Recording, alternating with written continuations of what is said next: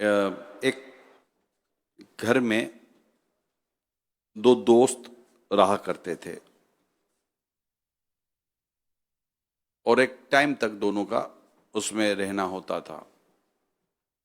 ایک دن اس کا ایک دوست کمرے میں داخل ہوتا ہے اور اس کے ہاتھ میں چائے کے 2 کپ تھے. چائے کے 2 کپ لے کر وہ کمرے میں آتا ہے اور جہاں اس کا دوست بیٹھا تھا وہاں ٹیبل پر چائے کے 2 کپ رکھتا تو کہتا ہے خیریت تو بھائی چائے بنا کر لے آئے ہو؟ ایسے ہی ہے, ایک بات کرنی ہے تم سے. بولو کیا بات کرنی ہے؟ بھیا پہلے چائے تو پیو یار. چائے بھی پی لوں گا بھائی, کیا بات کرنی ہے؟ تم چائے بنا کر لائے ہو, خیریت تو ہے؟ تو کیا بھائی پہلے چائے پی لو, بات پھر ہو جائے گی, میں کہاں بھاگے جا رہا ہوں, یہیں ایک ساتھ ہی رہتے ہیں. چل ٹھیک ہے, وہ چائے پی کے بتاؤ کیسی ہے, میں نے بنائی ہے میں نے. بولا تو بتا نا, کمپلیمنٹ چاہیے. اب بس بتا تو سی نا بھائی چائے کیسی ہے. اس نے چائے پی, جیسے ہی چائے کی چسکی لی, بھائی یار یہ کیا بنائی ہے, بنانے نہیں آتی تو کیوں بنا رہے ہو؟ اتنی کڑوی چائے کو بناتا ہے, چائے کے پتہ نہیں کیا اس میں ڈال دیا ہے. اب جو اس نے بولنا شروع کیا تو وہ جو دوست جو چائے بنا کے لایا تھا وہ اٹھا اور مسکراتا ہوا ایک طرف چلا گیا. ہاں, مسکراتا ہوا ایک طرف چلا گیا. اب اس کو مسکراتا ہوا دیکھو اس کو زیادہ وہ کہ ایک تو کڑوی چائے پلا دی, اور بولا چائے اتنی کڑوی, اس کے بعد مسکراتا ہوا چلا گیا. کوئی بھائی کیوں مسکرا رہے ہو, کڑوی چائے پلانے آئے تھے کیا مجھے؟ میرا موڈ خراب کر دیا. یوں کر کے وہ اپنا جو اس کو بولنا تھا بول رہا تھا. اب اس نے جب اپنے دوست کو دیکھا تو بڑی سنجیدگی کے ساتھ اس نے اپنے دوست کو دیکھا, اور بڑی ہی سنجیدگی کے ساتھ وہ دوست کو کہنے لگا, ہم ایک ٹائم سے تمہارے ساتھ رہ رہا ہوں, میں ایک وقت سے تمہارے ساتھ رہ رہا ہوں. سوچو میرے ایک وقت کی ایک کڑوی چائے کا ایک گھونٹ تم سے برداشت نہیں ہوا, اور میں اتنے عرصے سے تمہاری کڑوی باتیں برداشت کر کے تمہارے ساتھ رہتا ہوں. یہ کہتا ہوا وہ تھوڑی سی آنکھیں اس کی نم سی ہو گئی تھی نا, ہلکا ہلکا سا آنسو آ جاتا ہے نا, اور وہ یہ کہتا ہوا اس کمرے سے باہر چلا گیا. اب وہ جو وہ اب اس کی باتیں سن رہا ہے, اس کے ذہن کے اندر اس کی بات ہی آ رہی ہے, کڑوا کڑوا کڑوا, چائے میں میری زبان چائے کڑوا, اسی میں چلا. وہ تو چلا گیا نا کہہ کر, اور پھر آخر میں خود تو کہنے لگا یار میں چائے سے زیادہ کڑوا ہوں. بات کچھ ایسی ہی ہے, ہمیں نہیں پتا ہوتا کہ ہماری زبان میں کتنی کرواہٹ ہے, ہمیں نہیں اندازہ ہوتا. ہم بات کر دیتے ہیں لیکن بات کرتے کرتے کرتے کرتے نہ جانے کتنوں کی دل آزاریاں کر جاتے ہیں, کتنوں کو تکلیف پہنچا دیتے ہیں, کتنوں کا موڈ خراب کر دیتے ہیں. اچھا سامنے والا بعض اوقات ہماری بات سن کر مسکرا ہی رہا ہوتا ہے, لیکن وہ بیسیکلی ہماری گفتگو ہمارا انٹروڈکشن ہے, ہماری گفتگو ہمارا تعارف ہے. کہ ہم جب بات کرتے ہیں تو لفظوں کا انتخاب یہ ہمارا بہت زبردست تعارف ہوتا ہے کہ آپ بات کرتے ہو تو آپ کن لفظوں کا کس کے سامنے انتخاب کرتے ہیں. اپنے بچے کے سامنے یا کوئی بھی چھوٹا بچہ اس کے سامنے آپ کے لفظوں کا انتخاب, ادھر آ بیٹھ جا بیٹھ جا. اب یہ کہتے ہیں آؤ بیٹا یہاں یہاں بیٹھیے, کہ اب یہ دونوں میں تعارف ہے. تو یہ منع کیا تھا نا, کتنی بار تجھے سمجھایا ہے بیٹا, آپ کو وہ عرض کی تھی نا کھا لو نا, کھا لیجیے. اس سے بہتر لفظ, اس سے بہتر لفظ, اس سے بہتر لفظ. اور ایک وقت ایسا آتا ہے کہ ہماری زبان بہتر میٹھا اور عمدہ لفظ کہنے کی گویا کہ ایک طرح سے عادی ہو جاتی ہے. اب ہم سے کوئی ایسا نکلتا بھی نہیں ہے, نکلے گا بھی نہیں, وہ زبان اس کی عادت ہو جاتی ہے. اچھا ایک سوال میرا پرانا ہوتا ہے, حاضرین سے پوچھتا ہوں, ناظرین سے بھی پوچھتا ہوں, اور اچھا آپ میں سے پھل خریدنے کو گیا ہے؟ رمضان میں تو چلو جاتے ہی ہیں، ویسے ہی جنرلی کوئی پھل خریدنے گیا تو ہاتھ اٹھائیں کہ بھائی میں پھل خریدنے گیا ہوں. کون کون پھل خریدنے گیا ہے؟ اچھا آپ فروٹ خریدنے گئے ہیں، فروٹ کی ریڑھی پر یا دکان پر گئے ہوں گے. اب فروٹ میں سے آپ کس فروٹ کو پسند کرتے ہیں، کڑوا یا میٹھا؟ جی کون سا؟ میٹھا. جس طرح ایک فروٹ کی دکان پر جاتے ہوئے ہم کڑوے کی جگہ میٹھا پھل اٹھانا پسند کرتے ہیں، اسی طرح بات کرتے ہوئے کڑوی جگہ پر میٹھی بات کرنے کو پسند کریں. سوچے کہ اس کا بہترین ورڈ کیا بن سکتا ہے، اس کا خوبصورت ورڈ کیا بن. بعض لوگوں کی عادت ہوتی ہے، کہتے ہیں بھائی ہماری تو زبان، ہم تو ہماری زبان یہی کالی، ہم تو یہی بھائی یوں بولتے ہیں. اچھا کچھ بولتے ہیں کہ بھائی ہم تو حق بولتے ہیں، بھلے تمہیں بڑھا لگے تو لگے. حق بعض اوقات نصیحت اس طرح کی بات لگتی، لیکن حق بات حق انداز سے کی جائے گی، درست بات درست انداز سے کی جائے گی. بعض اوقات تکلیف ہمارے لفظوں سے کم ہمارے رویوں سے بھی زیادہ ہو جاتی ہے، تو وہ لفظوں کا بھی انتخاب ہونا چاہیے اور اپنے رویے کا بھی انتخاب ہونا چاہیے.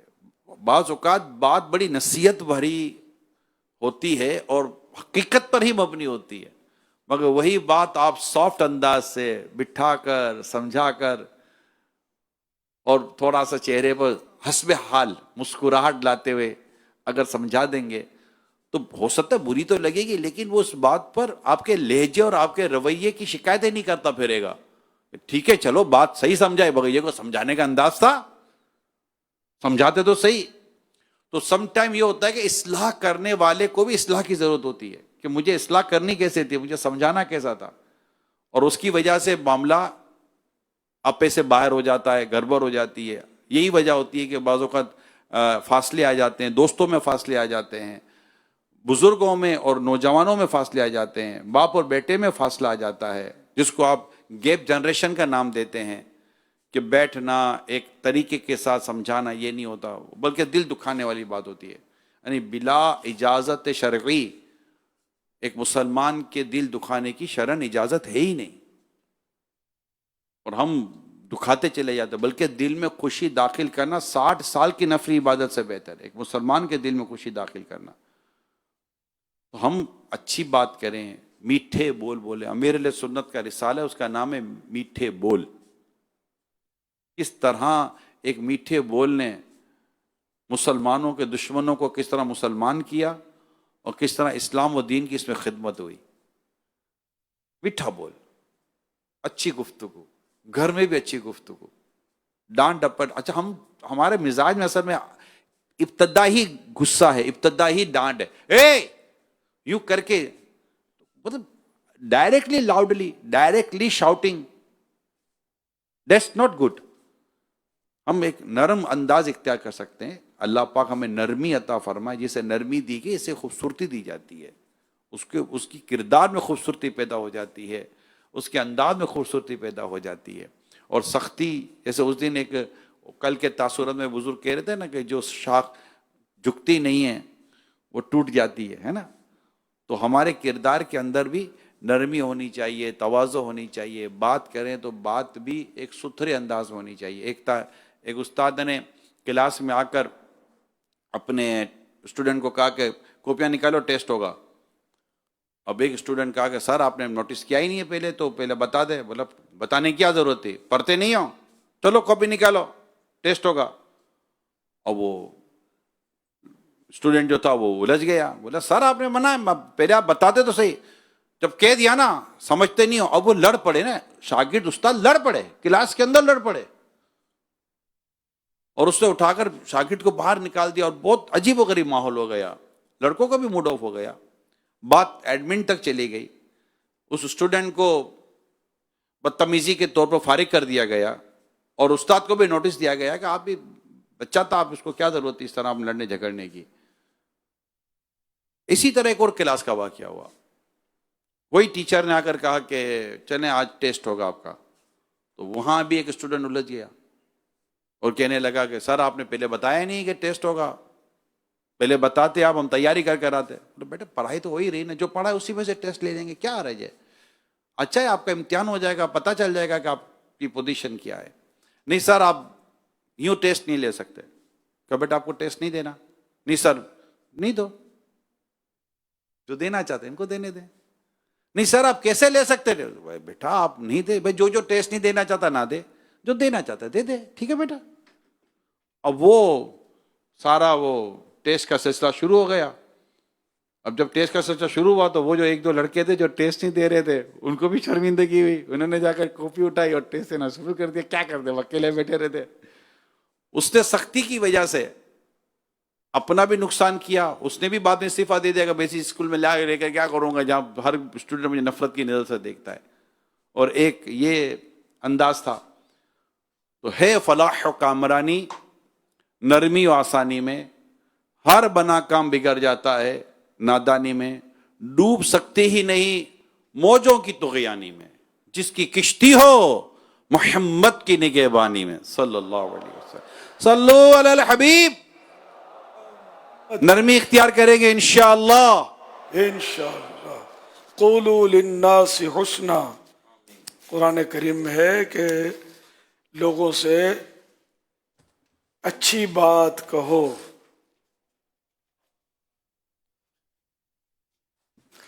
الحمدللہ رب العالمین والصلاة والسلام علی خاتم النبیین. اما بعد فاعوذ باللہ من الشیطان الرجیم. بسم اللہ الرحمن الرحیم. الصلاة والسلام علیک یا رسول اللہ وعلی آلک واصحابک یا حبیب اللہ.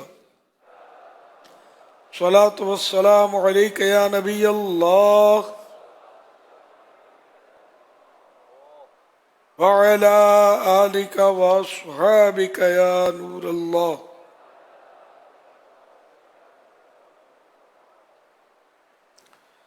فرمانے آخری نبی صلی اللہ تعالی علیہ وآلہ وسلم، جس کے پاس میرا ذکر ہوا اور اس نے مجھ پر درود پاک نہ پڑھا، تحقیق وہ بدبخت ہو گیا. صلو علی الحبیب صلی اللہ علی محمد. الحمدللہ 1447 ہجری کے 7ویں روزے کی عصر کی نماز کے بعد عالمی مدنی مرکز فیضان مدینہ میں کثیر متقفین جمع ہیں. مدنی مذاکرے کا سلسلہ ہے. آپ سوالت کیجئے، ہر سوال کا جواب وہ بھی ثواب دے پاؤں، یعنی درست دے پاؤں یہ ضروری نہیں، بن پڑا عرض کرنے کی کوشش کی جائے گی. بھول کرتا پائیں فوراً میری اصلاح فرمائے، مجھے بھول ہونے کی صورت میں قبول کرتا پائیں گے انشاءاللہ الکریم. صلو علی الحبیب صلی اللہ علی محمد.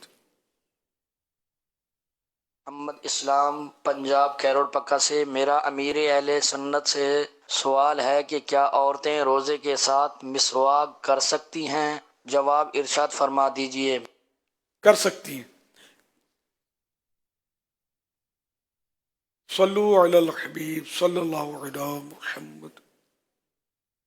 شہر یار اتاری زندہ شاہ بلاول سے عرض گزار ہوں، روزہ رکھنے کی وجہ سے اگر سر میں درد ہوتا ہو تو کیا اس صورت میں روزہ چھوڑ سکتے ہیں؟ بعض اوقات پہلا روزہ رکھتے ہیں نا، سارا سال نہیں رکھتے ہوتے نفل روزے کبھی بھی، تو ان کے لیے یہ دشواریاں بھی پیش آتی ہیں. اور بعض اوقات 2-4 روزے تک سر میں تھوڑا بہت درد ہوتا ہے، پھر ٹھیک ہو جاتا ہے، روٹین بن جاتی ہے. تاہم یہ کہ اب سر میں کیسا درد ہے یہ دیکھا جائے گا. بعض وقت تھوڑا بہت تو ہوتا ہے تو چل جاتا ہے، اس میں کوئی دشواری نہیں ہوتی، پریشانی نہیں ہوتی. شدید درد ہو. یہ بات اصل جو آپ نے ارشاد فرمائی ہے کہ یہ تو روزے کی ایک طرح سے لوازمات میں سے ابتدا کے اندر، کہ ابتدا میں تھکاوٹ بھی ہوتی ہے، سر میں درد بھی ہوتی ہے، روٹین چینج ہوئی ہوتی ہے. تو اگر تو واقعی ایسی کیفیت ہو گئی ہے کہ اب دوائی لیے بغیر چارہ ہے ہی نہیں، کہ مرض بڑھ جائے گا یا جو ہے وہ یہ شدید بیمار ہو جائے گا، تو یہ صورت بنے گی. لیکن ایسی صورت بہت کم ہوتی ہے، عام طور پہ یہ ہوتی ہے کہ تھوڑا سا بندہ روٹین چینج کرتا ہے یا کام چینج کرتا ہے، اپنا کچھ منہ دھو لیتا ہے، نہا لیتا ہے، تو یہ چیزیں دور ہو جاتی ہیں۔ صلو علی الحبیب صلی اللہ علی محمد۔ پیارے امیر اہل سنت، میرا آپ کی بارگاہ میں سوال یہ ہے، عرض یہ ہے کہ افطار کے وقت جب دسترخوان لگا ہوتا ہے، قسم قسم کی چیزیں ہوتی ہیں، چھوٹے بچے بھی ساتھ بیٹھے ہوتے ہیں، تو ایسے میں اگر بچہ کچھ کھانا پینا شروع کر دے اور اس وقت بڑی عمر کے لوگ اگر بچے کو جھاڑ دیں تو بچے کی دل آزاری اس میں ہوگی یا کیا احتیاط کی جائے؟ برائے مہربانی اس پر تربیت فرما دیجیے۔ ابھی ماشاءاللہ حاجی عمران کا بیان اسی پر تھا۔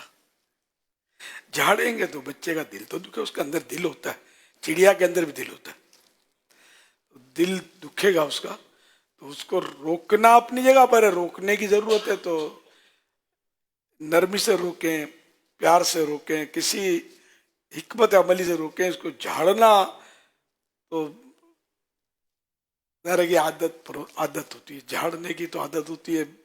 بعض ماں باپ ایسے ہوتے ہیں کہ ان کو بات کرنا ہی نہیں آتی ہوتی، پھر یہ جب بچہ بڑا ہوتا ہے نا، پھر یہ انتقام لیتا ہے، بعض اوقات اس کے ذہن میں بیٹھ جاتا ہے کہ میرے ماں باپ مجھے جھاڑتے ہیں، بس میرے ماں باپ جھاڑتے ہیں، پھر یہ دوسروں کو بھی شیئر کرے گا کہ میرے ماں باپ مجھے جھاڑتے ہیں، مجھے ماں کا پیار نہیں ملا، مجھے باپ کا پیار نہیں ملا۔ اس طرح ہی لوگوں میں شیئر کرتے ہیں اور اپنے ماں باپ کو بچپن میں بھی بدنام کر رہے ہوتے ہیں۔ ماں باپ کو پتہ چلے یا نہ چلے، یا ماں باپ کو کہ حص نہیں ہوتی اس کی، کچھ نہیں ہوتا، بھلے بولتا ہے۔ یہ پھر آہستہ آہستہ باپ یا ماں جو بھی ایسا کرتا ہے وہ ذرا لوگوں کے دلوں سے یا نظر سے گرتا چلا جاتا ہے۔ تو یہ ہے نقصان دہ، دنیا میں بھی نقصان دہ، وقار مجروح ہوتا ہے اس سے۔ نرمی، پیار، محبت سے اگر بچے کو رام کر لیں تو اچھا ہے۔ ایسے موقع پر جب بچہ اب دسترخوان پہ بیٹھے ہوئے ہیں اور 10 قسم کی چیزیں رکھی ہوئی ہیں تو بچہ ہی ہوتا ہے، وہ تو ہاتھ بڑھائے گا۔ بڑھے گا، دل بڑھ رہا ہے، ہاں جی، وہ ہاتھ رک رہا ہے کہ سمجھدار ہو گیا ہے، بچہ ہے بیچارہ، ویسے یہ دونوں بڑھ رہے ہیں آگے۔ اس کو ویسے ہی اس کا جو مسئلہ تھا، تو ایسے میں اگر تھوڑا بڑا یوں کر لے گئے، چلو بیٹا تھوڑا چلتے ہیں، اس کو یوں دسترخوان سے لے جائے، تھوڑا یوں چہل قدمی کرا لے، آگے پیچھے کر لے، کوئی بھی ایسی چیز کرے گا اس کو کھانے نہیں دینا تو، لیکن اب اس کو کھانے کی طلب ہے وہ روزہ رکھا ہوا ہے، اور بچے نے روزہ رکھا ہوا اچھا ہے، روزہ رکھا ہوا ہے، اس کو کھانے کی طلب ہے۔ اچھا روزہ کیسے انہوں نے کہا نہیں کہ روزہ رکھا ہوا ہے، ہاں لیکن اگر روزہ رکھا بھی ہوا ہے اور نابالغ بچہ ہے، اس پر روزہ فرض نہیں ہے، اور اب وہ سامنے سارے وہ دھواں اور خوشبوئیں اور شربت، اس کو آداب کے خلاف سمجھتے ہیں اور پھر آداب کے خلاف والے انداز میں سمجھاتے ہیں۔ ہاں تو یہ بیچارے یہ کم ہے آداب کے خلاف، جھاڑنا زیادہ آداب کے خلاف ہے۔ اب بچے کو کھانے دیں، سمجھے، تو یہ ساری تقریر اور یہ تحائف جمع کیے ہوئے لوٹانے پڑیں گے نا، تو روزے کے لیے دیے نا۔ جھاڑے بغیر بھی تو ممکن ہے نا، پیار محبت کے ساتھ دوسری باتوں میں لگا کر، یا محبت سے بھی اسے کہہ سکتے ہیں۔ لیکن بعض بچے ہوتے ہیں ویسے عادی ہو جاتے ہیں، پیار سے سمجھتے نہیں ہے، یہ بھی ہوتا ہے۔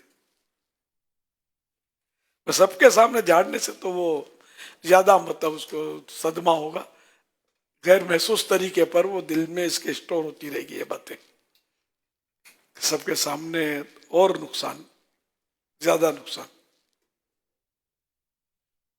صلو علی الحبیب صلی اللہ علی محمد۔ سمیع اللہ طاری فیصلہ آباد سے عرض کر رہا ہوں، آپ کی بارگاہ میں سوال عرضی ہے کہ تراویح کی نماز میں اگر امام صاحب ایک رکعت پڑھا کر سلام پھیر دیں تو انہوں نے جو قرآن پاک پہ ایک رکعت میں پڑھا ہے، کیا اس کو لوٹانا پڑے گا، دوبارہ پڑھنا پڑے گا؟ میری اور میرے والدین کے لیے بے حساب مغفرت کی دعا فرما دیجیے۔ یغفر اللہ لنا ولکم ولہما بغیر حساب۔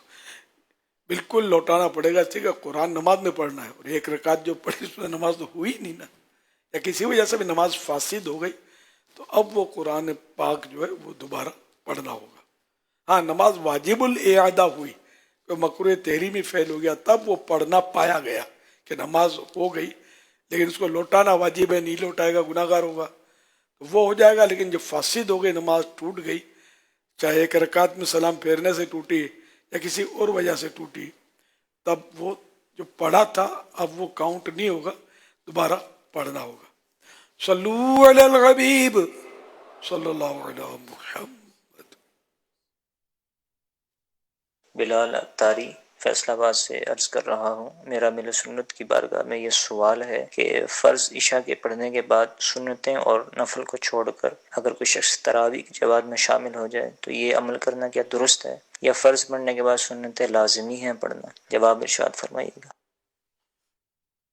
تراویح تو ہو جائے گی, البتہ یہ کہ وہ سنتیں واجب لازمی ہوتا ہے. سنت مؤکدہ بھی یوں لازمی کے قریب ہی ہے. اس میں یہ کہ سنت فرض اور سنتیں, فرض کے بعد جو سنتیں ہوتی ہیں نا, ان کے درمیان بلا وجہ تاخیر نہ کی جائے کہ اس کی ممانت ہے, یہ ایک ناپسندیدہ عمل ہوا. ٹھیک ہے نا, اس لیے وہ پہلے, اور ترتیب تو یہی ہے کہ پہلے فرض سنت تراویح سے پہلے وہ سنتیں پڑھ لی ہیں. بالفرض کو بھول گیا, کوئی وجہ ہو گئی تو اگر بعد میں پڑھی تب بھی وہ سنتیں ہو جائیں گی. یہ نہیں کہ وہ سنتیں بھی ہو جائیں گی اور تراویح بھی ہو گئی. واللہ تعالی اعلم ورسولہ اعلم عز وجل وصلی اللہ تعالی علیہ وآلہ وسلم. صلو علی الحبیب صلی اللہ علیہ وسلم. میرا سوال ہے, کمرے میں قرآن شریف پڑھا ہے, کیا اسی چھت کے اوپر آدمی گھوم پھر سکتے ہیں؟ دوسرا سوال ہے, کیا سوشل میڈیا پہ عورت کا حمد یا نعت سن سکتا ہے آدمی؟ جزاک اللہ خیرہ. پہلے میں کمرے میں قرآن شریف, اچھا یہ پڑھا ہے لفظ ادب نہیں ہے, یہ موبائل فون پڑھا ہے, یہ چل جائے گا. اور قرآن شریف کم از کم اتنا ہو رکھا ہوا ہے, دینی کتاب رکھی ہوئی ہے, رومال پڑا ہوا ہے, جوتے پڑے ہوئے ہیں, امامہ رکھا ہوا ہے. تھوڑا سا فرق الفاظ کا بھی بیان سنا نا آپ نے, تھوڑا سا الفاظ کا فرق اس میں ہو. تشریف فرما میں کہتا رہا ہوں, لیکن ایک واقعے نے مجھے ہلا دیا ہے. وہ کیسے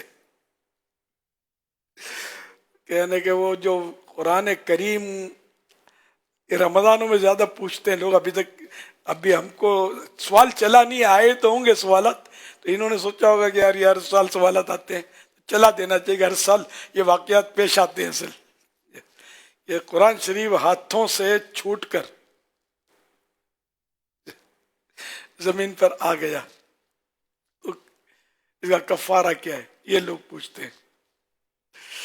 تو میں یہ کہا کرتا تھا, زمین پر قرآن کریم زمین پر تشریف لایا. اب جو سمجھتے تھے وہ سمجھ جاتے تھے. تو کسی نے مجھے سوال کیا تھا خصوصی مدنی مذاکرے میں, کہ یہ بتایا تھا کہ آپ یہ بولتے ہیں نا تشریف لایا, یہ بلوچستان سے ان کا کوئی واسطہ پڑا ہوگا, یا بلوچستان کے خود ہوں گے, یا سندھی تھے یہ. بولا وہ بلوچستان میں مطلب یہ کہ یہ تعجب کرتے ہیں کہ آدمی تو تشریف لاتا ہے, یہ قرآن شریف تشریف لایا یہ بولتا ہے, تو یہ کیا ہے, یہ کیا بولتا ہے. یہ میں سمجھ گیا کہ اپنے کو سننے والی ہزاروں قومیں, کئی قومیں ہیں, تو ہر ایک کو مطلب سمجھ میں آئے بات وہ کرنی چاہیے. یہ تشریح اب جیسے کہ میں نے آپ ملاحظہ فرمائی ہے, اب جو اردو اچھی جانتے ہو تو سمجھ جاتے ہیں, آپ ملاحظہ کر لیجئے. اب بھی مدنی چینل پر ملاحظہ بولا جاتا ہوگا, میں نے چھوڑ دیا ہے. یہ خود ہی اپنے طور پر یہ ملاحظہ میں سمجھتے نہیں ہوں گے, ایک تعداد ہے, یہ ملاحظہ ہوتا کیا ہے, اور ملاحظہ کو ملاحظہ بھی پڑھتے ہوں گے. تو میں نے لکھنے سے بھی اب چھوڑ دیا, لکھنا بھی اس کو, پڑھنا بھی چھوڑ دیا اس کو. کھانا تناول فرمایا. اب تناول یوں ہم تو زمانے سے اس کو مطلب سمجھتے ہیں کہ واسطہ پڑا ہے, عام آدمی عین ممکن نہیں, تناول ہوتا ہے کہ کھانا تناول فرمایا, نے کھانا دیکھا, کھانا اٹھایا, تناول منے کھانا رکھا, فریج میں ڈالا, کھانا تناول فرمایا. تو یہ ہے ہوتا کیا ہے. تو اس لیے میں مطلب کبھی کھانا تناول फरमाया, इन्हें सरकार सल्लल्लाहु अलैहि वसल्लम के ताल्लुक से खाना तनाउल फरमाया, तो ये लिख कर भी ब्रैकेट में वो यानी खाया। तो इस तरह कोशिश करता हूँ कि आम लोग जो है उनकी समझ में आ जाए। ये हर मुबल्लिग को ये समझना चाहिए, कोशिश करनी चाहिए, लेकिन ये आसान करना भी आना चाहिए। ये नहीं कि माना कुछ के कुछ बता दे, कुछ समझ नहीं पड़ती तो फिर ठीक है, जो बोलता चला जाए जो लिखा हुआ है, वरना अपने तौर पे आसान करने में फिर भी ये ना माना ही बिगड़ जाए, मफहूम जो है वो मजमून का वो खराब हो जाए, ये भी नहीं होना चाहिए। दोबारा लिए चलो, तो कुरान करीम रखा हुआ या तशरीफ फरमाए निचली मंजिल पर, कमरे में ऊपर इसके छत पर। हाँ, तो छत पर चढ़ने में हर्ज नहीं है, क्योंकि अदब या अदब बेअदबी का ताल्लुक जो है ना, ये उर्फ लोगों की रूटीन मामूलात पर होता है। मस्जिदें भी होती है, मस्जिद में भी निचला हिस्सा जो वहाँ भी कुरान शरीफ रखे हुए होते हैं, ऊपर भी मंजिल पर लोग नमाज पढ़ रहे होते हैं, तो इसको कोई बेअदबी तस्वुर नहीं की जाती। तो यूं ये बेअदबी नहीं है। और दूसरा भी कोई हिस्सा था सवाल का, दुआ का कहा, दुआ का तो कहा था शायद।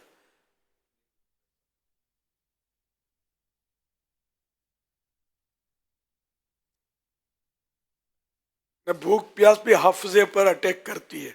वहाँ मौजूद जो इस्लामी भाई हैं जिन्होंने सवाल चलाया था वो बता देंगे दूसरा हिस्सा कुछ ये था दूसरा था कि औरत की हमद या नात सुनना कैसा है? हाँ, माशाअल्लाह, जी जी जी।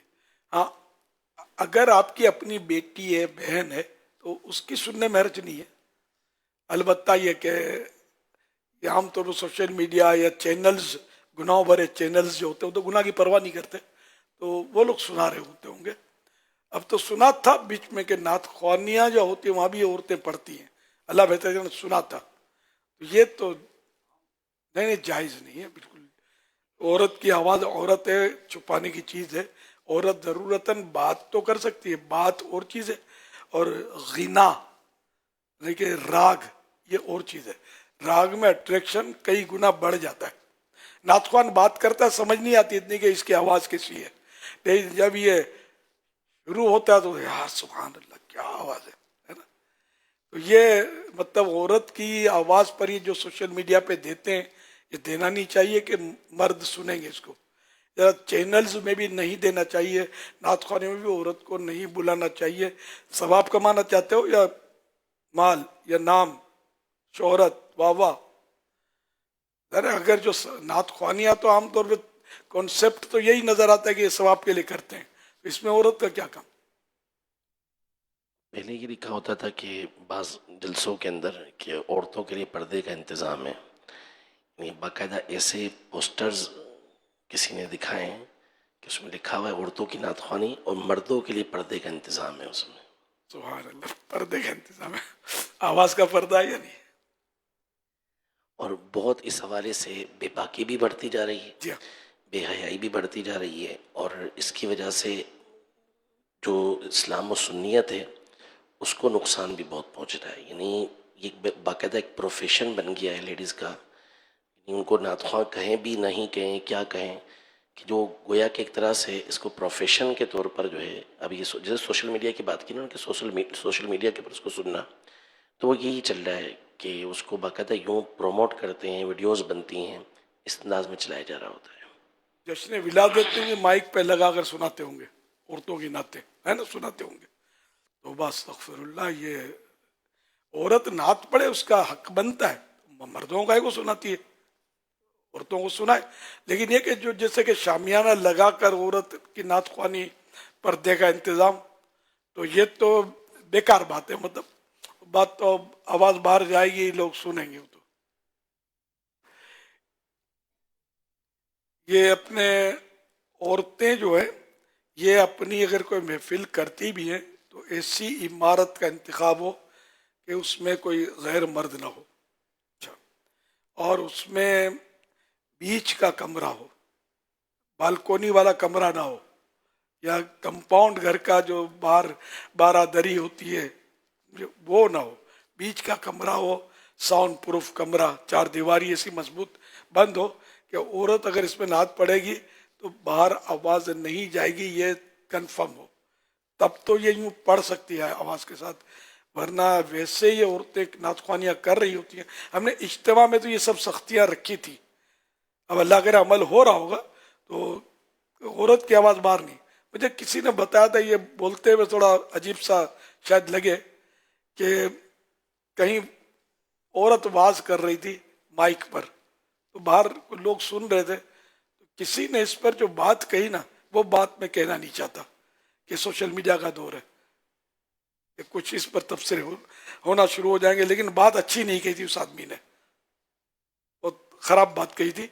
और इस पर ये इस बस आपको समझाना मकसूद है कि औरत की आवाज़ सुनकर लोगों के जो जहन जिनके ख़राब होते हैं उनके तासुरात कैसे होते हैं, ये नहीं वो सोचेगा कि दीन की बात हो रही है। तो इसलिए मतलब चेतिया नर सदा सुखी, मोहताज आदमी हमेशा सुखी होता है। फफ हम बस समझो और गौर करो। सल्लु अलल हबीब सल्लल्लाहु अलैहि मुहम्मद। अमीर सुन्नत का एक फेसबुक का पेज है मौलाना इलियास कादरी, और यूट्यूब का भी अमीर सुन्नत का जो पेज है उसके ज़रिए भी जो सवालात का सिलसिला है, उनमें से एक सवाल ये है कि जो सवाल ये आया है कि बाज़ लोग मस्जिद में अगली सफ़ों में होते हैं, वहीं लेट जाते हैं, खाते पीते हैं, किसी को बैठने नहीं देते, उठकर कहीं जाए तो वहाँ चादर रख देते हैं, अगर कोई वहाँ बैठ जाए तो बोलते हैं कि मेरी जगह है, यहाँ से उठो। ये क्या कहते हैं आप? ये चादरें रखी होती हैं, अभी यहाँ कब्जा होता है, और बाद लोग पीछे से आकर भी पता नहीं दोस्तियाँ या क्या तरकीब होती है, यहाँ पता नहीं क्या सआदत समझते हैं यहाँ कांच के साथ नमाज पढ़ने में। ये देखो चादरें हैं, कब्जा होता है इन लोगों का, ये समझते नहीं, यहाँ समझाते हैं फिर भी समझते नहीं। हदीस से पाक में वैसे तो यूँ है कि ऊँट की तरह कोना मुकर्रर मत करो नमाज के लिए अपने। अच्छा, दूसरा ये कि ऐसी कोई हरकत ना की जाए जो तनफीर अवाम का बाइस हो, लोगों में मतलब वो गुफ्तगू हो, उंगश्त नुमाई हो, बातें बने कि इसी सूरत में इन्हें ये कहा जाए कि आप गिफ्ट नहीं दी थी, यानी ऐसे में ये कहा जाए कि ऐसी सूरत में आप सूरत हाल बयान करके दारुफ्त अहले सुन्नत से बिल्कुल ऐसा ही जी, ऐसा ही, क्योंकि असल में बाज़ औक़ात की एक जनरल सवाल तो हो गया जिसका जवाब हमें अहले सुन्नत ने दे दिया, लेकिन पीछे बाज़ औक़ात दास्तान कुछ और हो जाती है। मगर हम एक सूरत पर ही डिस्कस कर रहे हैं कि जो शोहर अपने बीवी बच्चों पर खर्च करता है और जो उसके बाद नान नफ़का होता है, और अगर खुदा ना खासा जुदाई हो गई, तलाक हो गई, घर टूट गया, तो ये थोड़ी कहेगा कि मैंने तुमको इतने साल तक खिलाया पिलाया, घर के किराए दिए, आधा तुम दो आधा मैं दूंगा, नहीं ये सब तो ये तो नहीं कर सकता ना वो। जैसे माँ बोलती है तुझे दूध नहीं बख्शूंगी, नहीं ऐसे वायदे होते हैं, ये भी हाँ मतलब ऐसा नहीं दुरुस्त। इसके लिए यही मतलब ये सब लोग सही नहीं होते ना, जी जी, तो इसको नहीं करना चाहिए। इस तरह की तो सूरत नहीं बनेगी ना, ये अर्ज है। हुजूर ये इरशाद फरमाइए कि लोग कहते हैं कि आँख में दवा डालने से रोज़ा टूट जाता है, अगर किसी की आंख में इन्फेक्शन हो और डॉक्टर बार बार आंख में ड्रॉप्स डालने का मशवरा दे, तो ऐसी सूरत में क्या रोज़ा छोड़ा जा सकता है? दरअसल मसला ये कि एक होता मनफज, दूसरा होता है मसा। मनफज माने सुराख, तो तिब्बी तहकीक जो है ना वो ये है, अब तिब्बी तहकीक, तो मैंने भी डॉक्टर या डॉक्टरों से मालूम किया है कि ये सुराख जो है ना आँख में, ये मनफज है, तो मनफज के जरिए ये सुराख में जब दवा डालते थे वो सुराख यहाँ होता है, नाक जो है ना, नाक के दोनों तरफ यहाँ आँखें जो है ना, ये हिस्से ये सुराख हैं इसमें, तो दवा डालते हैं तो यहाँ से नहीं जाती अंदर, ये यहाँ आती है लुढ़क के, और इस सुराख में ये जाकर हल्क में उतरती है। तो अब तहकीक जो है वो ये है कि मतलब ये दवा डालेंगे तो ये सुराख के जरिए हलक में जाएगी, तो यूं ये रोज़ा तोड़ेगी। तो ये उलमा फतवा जो देते हैं इस पर के दारुल इफ्ता का भी यही है, अपने दारुल इफ्ता अहले सुन्नत का भी यही फतवा है, दीगर उलमा का भी यही फतवा है मतलब नहीं भी है भी। तो ये कि ये असल ये मसला मेडिकल ये तिब्बी है, तिब्बी तहकीक, میں نے ڈاکٹر سے جب وہ بات ہوئی نا وہ دوا ڈالنے کی، تو اس وقت تک مجھے پتہ نہیں ہوگا کہ یہ منفذ ہے، اور جو کتابوں میں یہی لکھا ہے کہ آنکھ میں دوا ڈال سکتے ہیں. تو پھر وہ ڈاکٹر خاموش ہو گیا ہوگا. پھر کبھی بات نکلی کہ میں نے آنکھ میں سوراخ ہے ڈائریکٹ حلق میں، تو بولا کہ وہ ہماری تحقیق بھی یہی ہے، لیکن آپ نے مسئلہ بتایا تو اس لیے میں خاموش ہو گیا. سمجھے؟ تو یوں ہوتے رسپیکٹ میں وہ خاموش ہو گیا تھا، لیکن یہ کہ وہ سوراخ اب تحقیق ہی ہے. اب اسی لیے دو رائے ہیں، لیکن تحقیق جو اب جن علماء نے کی ہے، فتوے دیے ہیں، میں نے کہا میں نے بھی ڈاکٹر سے پوچھا ہے، لیکن میں ذرا کہ فتویٰ تو دے ہی نہیں سکتا ایک دو ڈاکٹر کے قول پر. لیکن اب یہ دارالفتاء اہل سنت کا یہ فتویٰ ہے، ان کی تحقیق یہ ہے، مجھ سے پوچھ کر نہیں ہے یہ فتویٰ، سمجھے؟ یہ ان کی تحقیق بھی یہی ہے کہ سوراخ ہے ڈائریکٹ جا رہا ہے حلق میں، یہ منفذ کہلاتا ہے. منفذ کے ذریعے جیسے منہ یہ منفذ ہے، ناک یہ منفذ ہے، دماغ میں چڑھتا ہے، اور بھی کچھ پتہ 9 یا اتنے منفذ ہیں بدن میں، کچھ ہیں مطلب منفذ گنتی ہے، باقاعدہ میں ذہن سے نکل گیا کہ منفذ کے ذریعے جو بھی چیز دماغ یا معدے میں پہنچی تو وہ روزہ توڑے گی. جوف دماغ یا جوف معدہ، تو یہ کچھ اس طرح کے الفاظ لکھے ہوئے، تو یہ توڑے گی روزے کو. اب جیسے زخم کے ذریعے جیسے انجیکشن لگایا تو یہ نہ جوف دماغ یعنی دماغ میں پہنچے گا، نہ معدے میں یہ جا رہا ہے تو گوشت میں چلا گیا، یہ خون میں پھیل گیا، تو یہ روزہ نہیں توڑتا. اسی طرح ہم نے مساج کیا تیل کا مساج کرتے ہیں تو تیل اندر جاتا ہے بدن کے، آپ دیکھیں یوں یوں کرے تیل یہ غائب ہو جائے گا، تھوڑا سا قطرہ ڈالیں تو یہ اندر جذب ہو گیا. تو یہ جاتا ہے مسام کے ذریعے. مسام بہت باریک سوراخ ہوتے ہیں جن کو سوراخ نہیں کہتے، منفذ نہیں کہتے. تو یہ جو مسام کے ذریعے جو چیز بدن میں گئی وہ روزے پر اثر انداز نہیں ہوگی، اور جو سوراخ کے ذریعے معدے میں گئی، اب یہ سوراخ تو کیا انجیکشن کا ایک طرح سے سوراخ ہی ہوا گھونپا، لیکن یہ معدے میں نہیں گئی، یہ گوشت میں پھیل گیا یا خون میں چلا گیا، تو یہ اس طرح روزہ نہیں ٹوٹے گا. یہ تھوڑا اگر قاعدہ ذہن میں رکھیں گے نا تو مسئلہ حل ہو جائے گا. اب جیسے نس کا انجیکشن، لوگ کنفیوز ہوتے ہیں بھائی یہ انجیکشن جائز ہے تو کہ نس کا بھی، تو نس کا بھی جائز ہے، اس لیے کہ نس میں بھی یہ نس میں سوراخ اگر کیا بھی سوئی کے ذریعے تو یہ خون کے اندر گیا، معدے کے اندر نہیں گیا، پیٹ کے اندر نہیں گیا جو بھی دوائی ڈالی تھی. اسی طرح ڈرپ جو ہے، یہ ڈرپ بھی چڑھائی، یہ معدے میں نہیں گئی، تو ڈرپ بھی ضرورتاً چڑھائی جا سکتی ہے، خون بھی نکالا بھی جا سکتا ہے، ڈالا بھی جا سکتا ہے، انجیکشن لگایا جا سکتا ہے، کہ یہ ان کا تعلق معدے سے، معدے میں جانے سے نہیں ہے ڈائریکٹ. صلو علی الحبیب صلی اللہ علیہ وسلم. انہوں نے سوال کیا، انہیں کیا جواب دیں گے؟ کیونکہ ان کو یہ کہتے ہیں کہ آنکھ میں انفیکشن ہے اور ڈاکٹر اگر کہتا ہے بار بار ڈراپ ڈالنے کا، تو کیا ایسی صورت میں روزہ چھوڑا جا سکتا ہے؟ جن علماء کا یہ ہے مطلب فتویٰ کہ ڈالنے میں روزہ نہیں ٹوٹتا، تو ان کے مطابق ان کے مطابق نہیں ٹوٹے گا. ہمارے یعنی کہ دارالفتاء اہل سنت اور دیگر علماء بھی ہیں کچھ، تو ان کے فتوے کے مطابق ٹوٹ جائے گا. یعنی اگر ان کی کنڈیشن ایسی ہے کہ بغیر اس کے چارہ نہیں ہے جی تو پھر وہ ڈال لیں اور بعد میں اس کی قضا کر لیں. قضا تو کسی کے نزدیک بھی منع نہیں ہے. جی رمضان کا روزہ اس میں زیادہ احتیاط مناسب کہ فرض نہ رہ جائے. ڈاکٹر سے اس میں باقاعدہ ایک مریض اگر تھوڑا سا کوشش کر کے مشورہ کر لے کہ ڈاکٹر صاحب اگر بالکل سحری ختم ہونے سے 1-2 منٹ پہلے میں ڈراپ ڈال لوں یا بس اتنی دیر پہلے ڈراپ ڈال لوں، جو بھی کہ اس کے وہ منفس والا جو مسئلہ ہے کہ پتہ چلے کہ اس نے ڈراپ ڈالا اور ڈراپ ڈالنے کے 2 یا 3 منٹ کے بعد اگر وہ ڈراپ اس سے گلے میں اتر گیا تو اس کی بھی کوئی مطلب اسی گفتگو اگر ہو جائے ڈاکٹر سے. میں صرف آپ سے مشورہ یہ کرنا چاہ رہا ہوں تاکہ ڈاکٹر کو یہ کہتے ڈاکٹر صاحب یہ وہ ڈیوریشن ہے جب میرا روزہ ہے، اگر میں اس ڈیوریشن میں ڈراپ نہ ڈالوں تو کیا مطلب، اور میں رات میں اتنی دفعہ ڈال لوں اور یہ سب کر لوں تو کیا میرا گزارا ہو جائے گا؟ تو ہو سکتا ہے کہ ڈاکٹر کہہ دے کہ اپنے روزہ بچانے کے لیے. ڈاکٹر خوف خدا والا ہوگا تو درست مشورہ دے گا، جی ورنہ تو بولتے اسلام میں کوئی سختی نہیں ہے. جی جی وہ یہ ان کا جواب، یہ بڑا مسئلہ ہو جاتا ہے.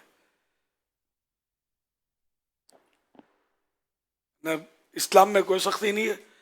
بھوک بہت لگے تو زیادہ مت کھانا، ایک دو نوالے کھا لینا، روزہ ہو جائے گا. وہ ایک کتاب میں نے پڑھا تھا، ایک مطلب سحری کا وقت ختم ہو گیا، 1-2 منٹ کوئی بات نہیں، اللہ معاف کر دے گا. اس کے تو ہوا یار اب میں کیا القاب دوں اس کو. بہرحال لے کہ جس کے ہاتھ میں آیا، اعلیٰ حضرت فرماتے کہ جس کو قلم پکڑنا آ گیا، جس کو 2 حرف لکھنا آ گئے، مصنف بن بیٹھا. تو خود بھی ڈوبتے ہیں، دوسروں میں لے ڈوبتے ہیں. یہ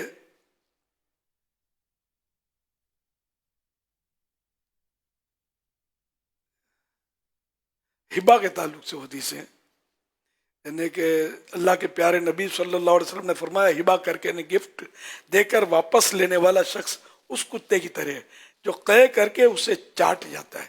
حوالہ صحیح بخاری، حدیث نمبر 2589. رسول اللہ صلی اللہ علیہ وسلم نے فرمایا ہبا میں رجوع کرنے والا، یعنی گفٹ دے کر واپس لے لینے والا، اس کتے کی طرح جو قے کرتا ہے پھر اپنی قے کی طرف لوٹتا ہے، واپس پلٹتا ہے. حوالہ صحیح مسلم، حدیث نمبر 4176. سبحان اللہ. یہ میں نے کہا تھا وہ کتے کچھ اور الفاظ کہہ دے، میں نے حدیث کا حوالہ نہیں دیا تھا. تاہم یہ کہ وہ الفاظ نکال کر یہ حدیثیں جو ہے نا یہ وہاں ایڈجسٹ کر لیجئے گا انشاءاللہ. پیارے پیارے اسلامی بھائیو، آئیے امیر سنت کے ذریعے حضور غوث پاک رحمۃ اللہ تعالیٰ علیہ کے مریدوں میں شامل ہو جاتے ہیں. امیر علیہ سنت جس طرح فرمائے آپ اتنی آواز سے دہرائیں کہ آپ کے اپنے کان سن لیں. امیر علیہ سنت سے عرض ہے کہ عالمی مدنی مرکز فیضان مدینہ کے حاضرین، مدنی چینل کے ناظرین میں سے جو آپ کا مرید ہونا چاہتے ہیں انہیں اپنے مریدوں میں شامل فرما لیں. بسم اللہ الرحمن الرحیم. الصلاۃ والسلام علیک یا رسول اللہ وعلی آلک واصحابک یا حبیب اللہ. لا الہ الا اللہ محمد الرسول اللہ صلی اللہ علیہ وآلہ وسلم. توبہ کرتا ہوں میں اپنے تمام پچھلے گناہوں سے اور آئندہ گناہ نہیں کروں گا. مرید ہوتا ہوں میں آپ کا اور آپ کے ذریعے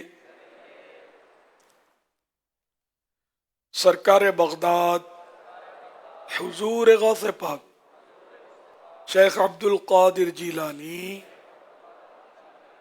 رحمت اللہ علیہ کا اے اللہ پاک مجھے جناب غوث اعظم کے غلاموں میں قبول فرما اور قادری رضوی سلسلے کی برکتیں نصیب فرما. صلاۃ والسلام علیک یا نبی اللہ وعلی آلک واصحابک یا نور اللہ.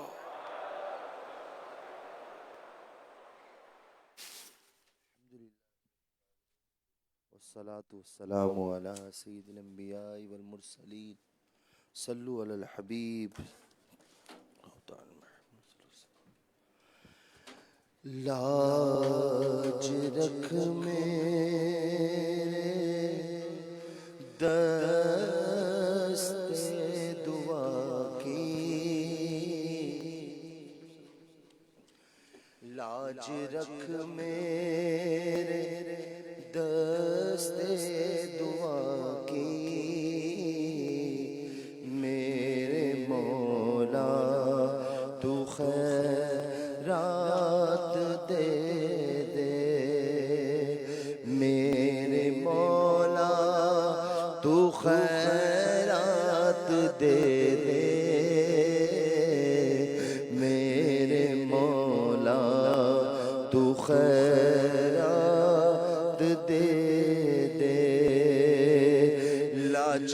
رکھ میرے دستے دعا کی میرے مولا تو خیرات دے دے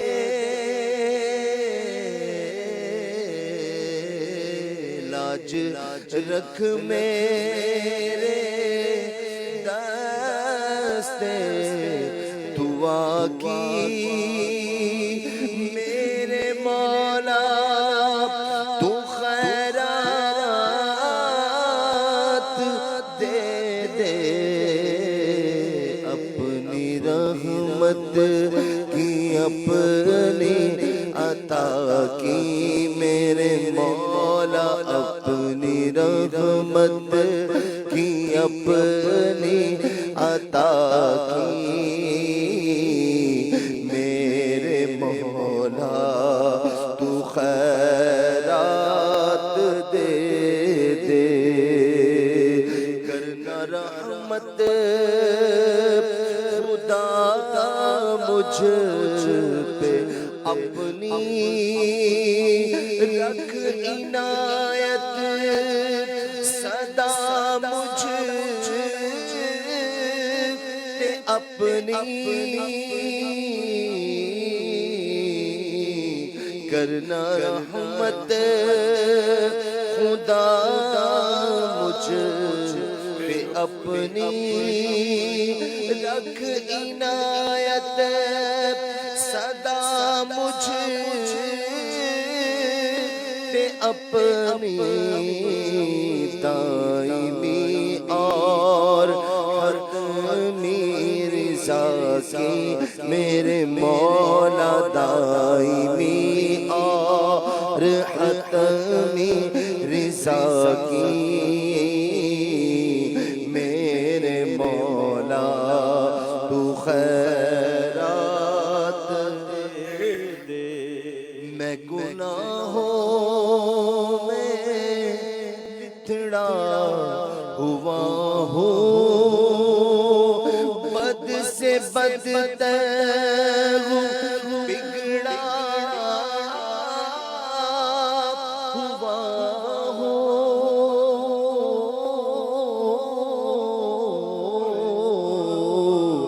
میں گناہوں میں لتڑا ہوا ہوں بد سے بدتر ہوں بگڑا ہوا ہوں عفو جرم و قصور و خطا کی میرے مولا عفو جرم و قصور و خطا کی میرے مولا تو خیرات دے دے آمین الحمدللہ رب العالمین والصلاة والسلام على خاتم النبیین یا ارحم الراحمین یا ارحم الراحمین یا ارحم الراحمین یا ربنا یا ربنا یا ربنا یا ربنا یا ربنا یا اللہ یا رحمان یا رحیم جزا اللہ عنا سیدنا و مولانا محمدا صلی اللہ تعالی علیہ وآلہ وسلم ما هو أهله اللهم ربنا آتنا في الدنيا حسنة وفي الآخرة حسنة وقنا عذاب النار اللهم سلمني من رمضان وسلم رمضان لي وسلمه مني یا رب المصطفیٰ جل جلالہ وصلی اللہ تعالی علیہ وآلہ وسلم ہمارے گناہ معاف فرما یا اللہ پاک ہماری خطاؤں سے درگزر فرما اے میرے مالک ہمیں نیک بنا پرہیزگار بنا متقی بنا اے اللہ پاک نرم گو بنا، اے اللہ پاک خوش اخلاق بنا، الہ العالمین ملنساری کی توفیق دے۔ اے اللہ پاک ہمیں دل آزاریوں سے بچا، مولا کریم ہماری بے حساب مغفرت کر دے۔ اے اللہ پاک اب تو ماہ رمضان کا 7واں روزہ بھی پورا ہونے کو آ گیا، قریب قریب رمضان کا 4تھائی حصہ ختم ہونے پر ہے۔ اے میرے مولا ہم کچھ بھی نہ کر سکے، یا اللہ پاک نہ صحیح روزے رکھ پائے، نہ نمازیں صحیح پڑھ پائے، اے اللہ پاک کچھ بھی نہ ہوا، مولا کریم کورے کے کورے ہی رہے۔ اے اللہ پاک جنہوں نے عبادتیں کی ان کا صدقہ ہماری جھولی میں ڈال دے، یا اللہ پاک مقبول سجدوں کا واسطہ جنہوں نے کیے، اے اللہ پاک ہماری ٹوٹی پھوٹی نمازیں روزے قبول کر لے۔ اے اللہ پاک پیارے حبیب صلی اللہ علیہ وسلم کی مقبول عبادتوں کا واسطہ ہماری ٹوٹی پھوٹی کوششیں بھی قبول ہو جائیں۔ اے اللہ پاک ہماری بے حساب مغفرت کر کے جنت الفردوس میں اپنے پیارے حبیب صلی اللہ علیہ وآلہ وسلم کا پڑوسی بنا دے۔ الہ العالمین جتنے مریض اس وقت یہاں موجود ہوں، مدنی چینل پر یا یوٹیوب پر، جہاں جہاں میں سن رہے ہوں، ہمارے ساتھ دعا میں شریک ہوں، سب پر رحمت کی نظر فرما دے۔ سبب خدا کر دے بخشش، حشر میں مجھ سے کرنا پرسش، نام غفار مولا تیرا ہے، نام غفار مولا تیرا ہے، یا خدا تجھ سے میری دعا ہے، مجھ خطا کار پر بھی عطا کر،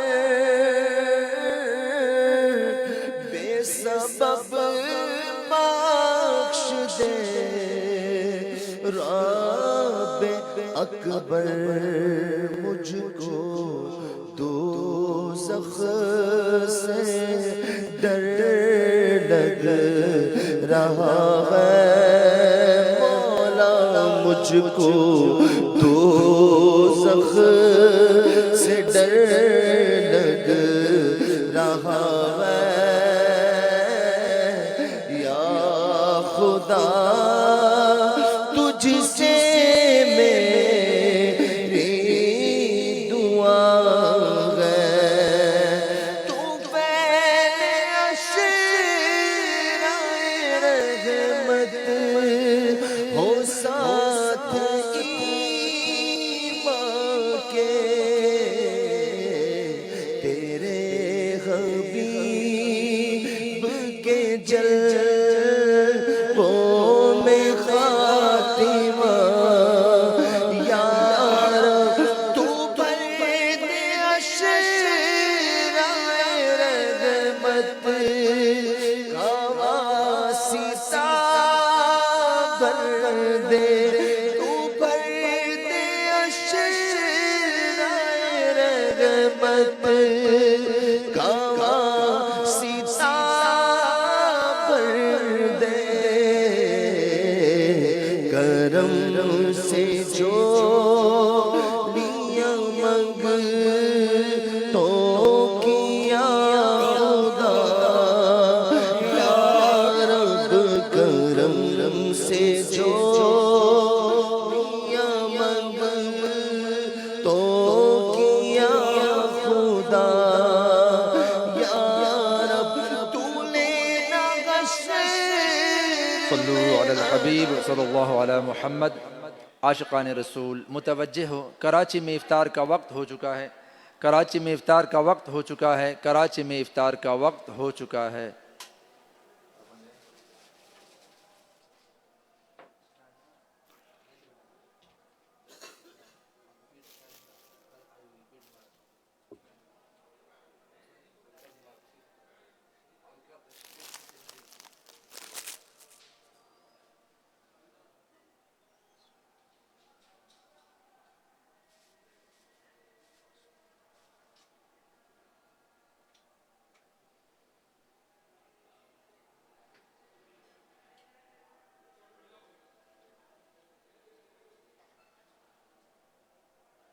رب العالمين والصلاة والسلام على خاتم النبيين اللهم لك صلت وعليك توكلت وعلى رزقك افطرت۔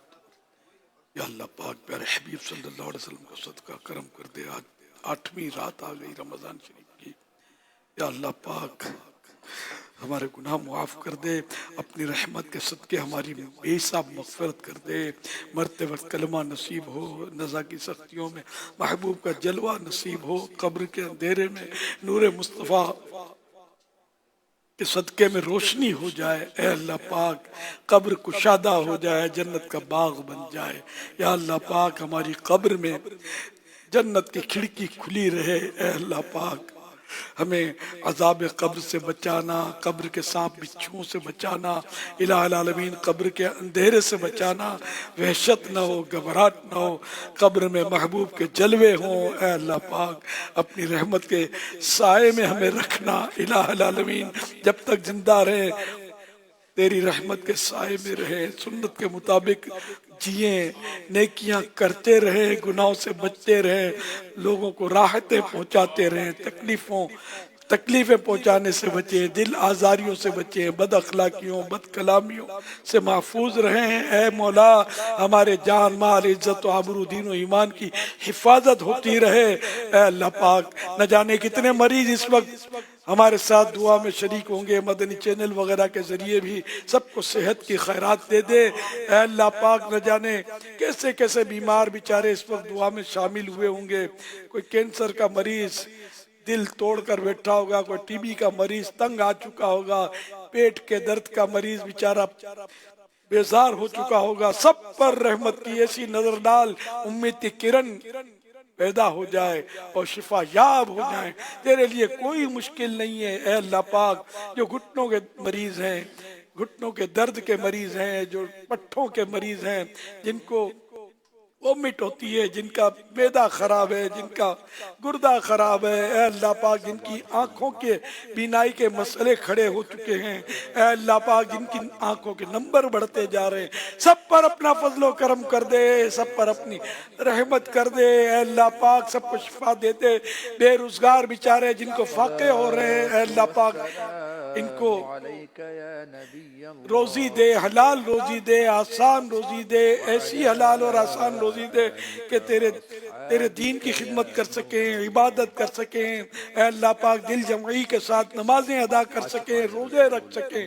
اے اللہ پاک جن کے گھروں میں جھگڑے ہیں وہ ختم ہو جائیں، گھر امن کے گہوارے بن جائیں، رشتہ داروں میں ناچاکیاں ہیں تو وہ دور ہو جائیں، رشتوں کی رکاوٹیں ختم ہو جائیں۔ اے اللہ پاک ساری امت کی مغفرت فرما، کہتے رہتے گئے دعا کے واسطے بندے تیرے، کر دے پوری آرزو ہر بے کسو مجبور کی۔ اللہ اکبر اللہ اکبر اللہ اکبر اللہ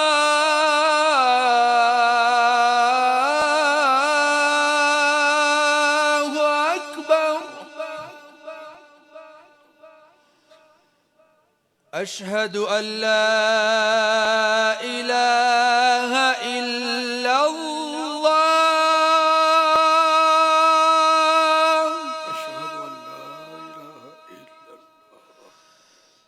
اشہد ان لا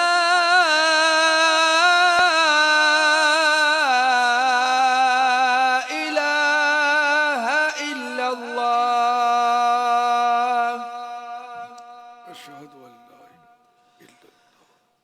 اشہد ان محمد رسول الله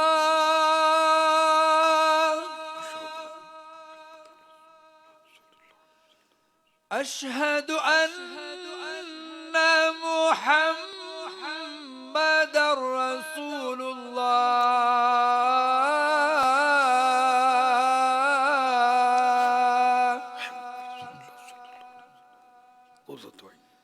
يا رسول الله حي على الصلاة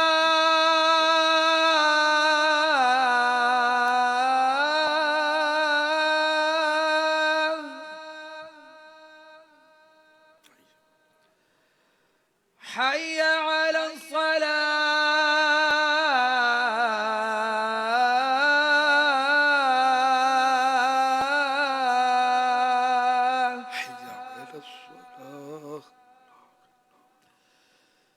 حي على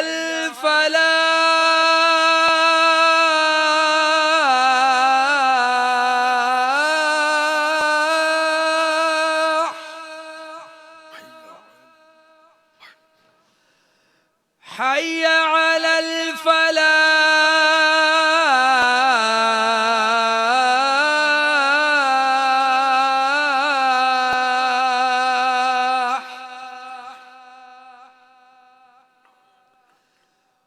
الله أكبر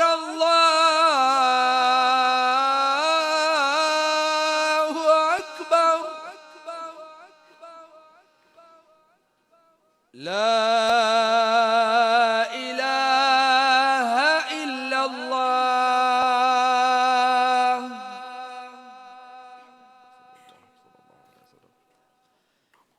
الصلاة والسلام عليك يا رسول الله وعلى آلك وأصحابك يا حبيب الله.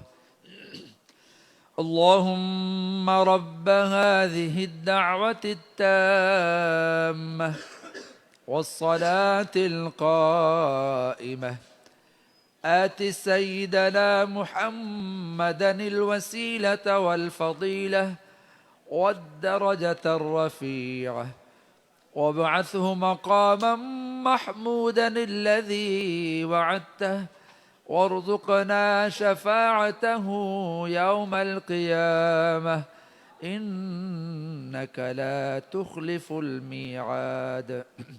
الصلاة والسلام عليك يا نبي الله وعلى آلك وأصحابك يا نور الله.